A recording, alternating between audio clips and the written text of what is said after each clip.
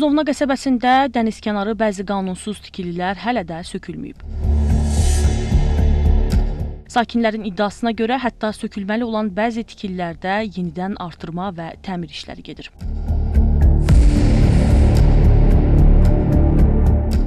Şikayətçilər deyirlər ki, 4 il əvvəl Buzovna qayalıqları üzərində inşa edilən qanunsuz tikililərin sökülməsinə başlanıldı. Həmin ərəfədə Bakı şəhər və Xəzər rayon icra hakimiyyətlərinin nəzarəti altında 11 qanunsuz tikili söküldü. Elə proses bununla da yekunlaşdı. Davamını görmədik. Qayalıqları zəbt edən 4 tikili hələ də yerində durmaqdadır. Bakı şəhər icra hakimiyyəti qərar qəbul etdi 22 iyun 2022-ci il tarixində 10 gün ərzində bəzi qanunsuz tikililəri söktü, çıxdı getdi. O gündən bu yana işlər də yanıb, yerdə qalan qanunsuz tikililər sökülmür. Hal-hazırda 4 qanunsuz tikili və bir də yarımçıq sökülüb qalmış tikili var. Ümumi 4 yarım. Sərvətimiz də tapdağlar altındadır, qalın betonlar altındadır. Özünüz gördüyünüz kimi bu bizim ana vətənimizin bağrına tökülüb, bu bizim qəlbimizə tökülüb. Qayalıqlar ümumiyyətlə məhv olub. Yəni ancaq ürək ağrısı ilə danışmaq olar barədə, başqa heç nə. Tələb edirik ki, bu qanunsuz tikililəri söksünlər, qoysunlar yerə və kim nə saxtakarlıq elibsə onu da araşdırsınlar, cəzalarını çəksinlər.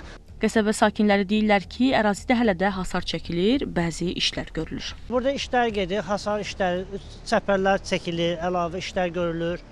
Yəni bunun qarşısı alınmalıdır. Bu düzgündür, bu təbiət bizə bəxş eləyib, bu gözəllikdir, bu bizlər insanlara bəxş olunan bir təbiətdir, qoruqdur. İcazə verilməsin, yəni vaxtında qarşısı alınsın ki, bu həddə gəlib çatmasın. Məsələ ilə bağlı Xəzər rayon icra hakimiyyətindən heç bir mövqe ala bilmədik. Buzovna dənizkənarı qayalıqları Dövlət Abidəsi Ekologiya və Təbii Sərvətlər Nazirliyinin nəzarətində olduğu üçün nazirliklə əlaqə saxladıq. Bildirildi ki, məsələ araşdırılacaq və məlumat veriləcək. Şəbnəm Qurbansoy, Səbuhi Mustafayev, Xəzər xəbər.